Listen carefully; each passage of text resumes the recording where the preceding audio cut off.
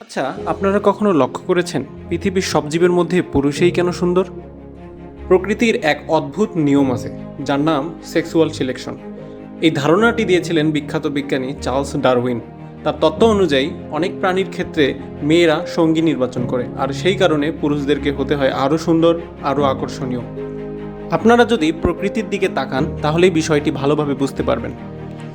একটি পুরুষ সিংহ যে কিনা 16 থেকে 20 ঘন্টা বসে বসে শুধু ঘুমায়, তারপরেও তাকেই কেন বলা হচ্ছে জঙ্গলের রাজা? পুরুষ সিংহের মাথায় বিশাল কেশর, যা তাকে রাজকীয় ও শক্তিশালী দেখায়। এই কেশর শুধু সৌন্দর্য নয়, এটি শক্তির প্রতীক। সিংহের চোখের দম্ভ, তার উড়ন্ত কেশর তাকে বনের রাজা করে রেখেছে। অপরদিকে একটি মেয়ে সিংহের শারীরিক গঠন খুবই সহজ ও সরল। প্রকৃতি প্রেমীদের মধ্যে খুব কম মানুষই পাওয়া যাবে যারা ময়ূরের সৌন্দর্যে মোহিত হননি। একটি পুরুষ ময়ূরের বিশাল রঙিন লেজ, তার লেজের ইউনিক ডিজাইন, নীল সবুজ সোনালি ঝলমলে পালক এবং তার প্রজনন মৌসুমে যখন সে তার লেজ মেলে নাচে, তার এই অপরূপ সৌন্দর্যে বারবার প্রকৃত প্রেমীদের মোহিত করে।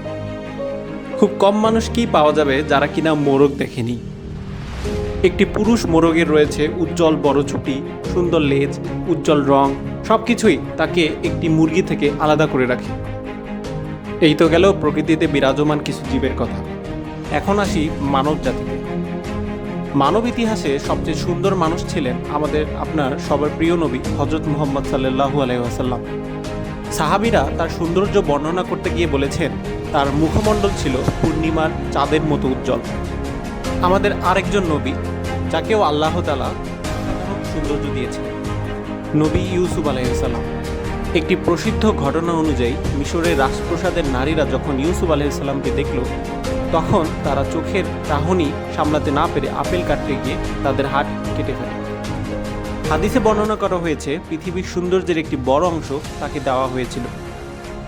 পুরুষকে সবসময় নিজের শক্তি, যোগ্যতা ও সৌন্দর্য দিয়ে আলাদা হতে হয়। তাই মনে রাখুন, একজন পুরুষ জন্মায় শুধু বেঁচে থাকার জন্য না, বরং নিজের মহত্ব প্রমাণ করার জন্য।